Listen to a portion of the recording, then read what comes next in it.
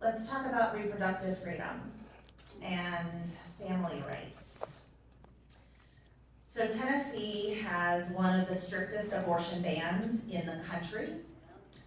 What changes to Tennessee law would you support? Anne? So I think women's health care should be a decision between the patient, the doctor, her family, and her faith.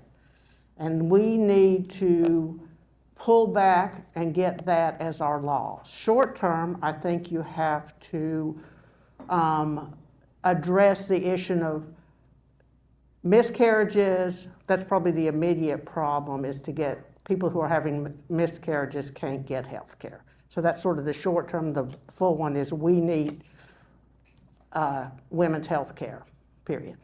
Thank you. Kelly? So knowing that Tennessee has the worst maternal mortality rate in the country, we need to address this head on. Things that are making this difficult in Tennessee would be that doctors are so confused by the laws that they are afraid to treat patients. Not only that, but they are threatened with criminal proceedings. So we have to take that sting away. We have to make sure that doctors can practice medicine in confidentiality without facing criminal penalties. And then the second thing that we would do is take away the ability to refuse or delay healthcare based on moral and religious grounds. We take an oath. When you become a doctor, you take an oath to help people. That should extend to everyone. If you don't want to practice a certain procedure, you should provide references to someone who can, but outright banning it based on religious and moral grounds is absolutely a no-go for me. Thank you. Kelly, a follow-up.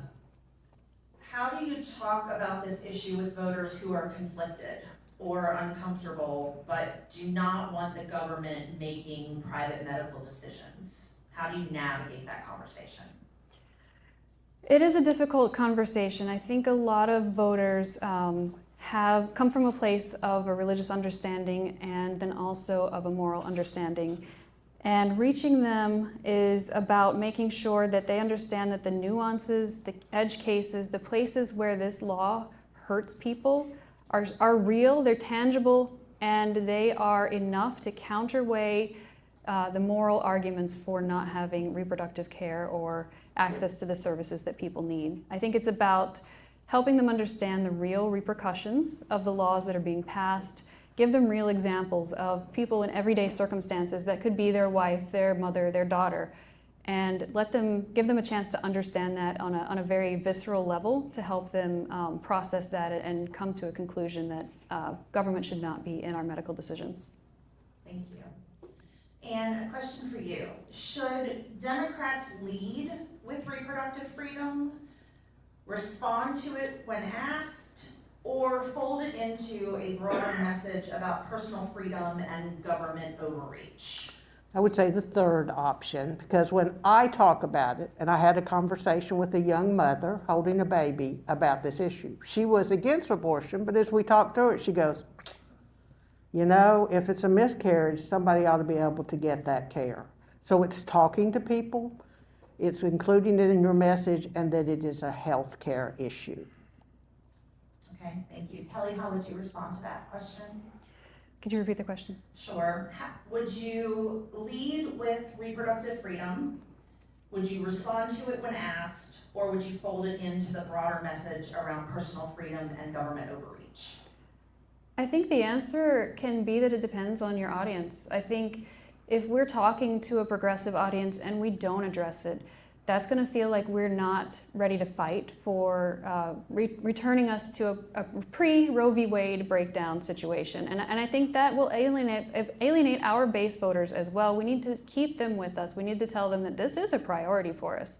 But when it comes to the broader messaging, if it's an audience that maybe is mixed or leans a little bit to the Republican side, we absolutely need to fold that into a government oversight, government control sort of messaging framework. Thank you. One last question around this topic.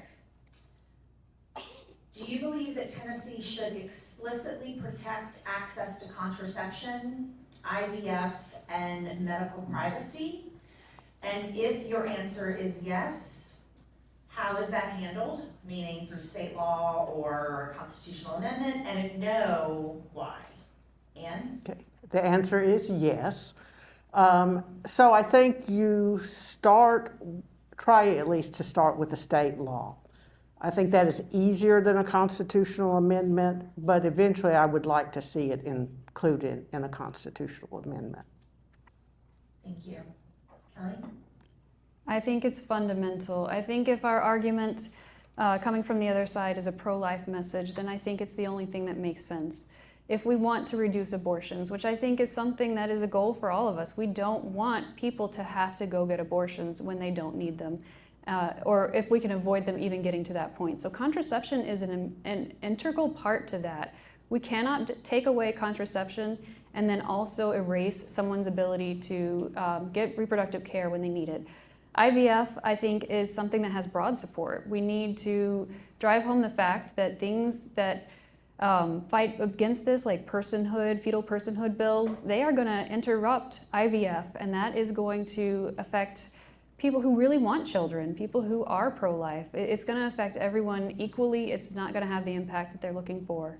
So yeah, I think making sure we're messaging that correctly. Thank you.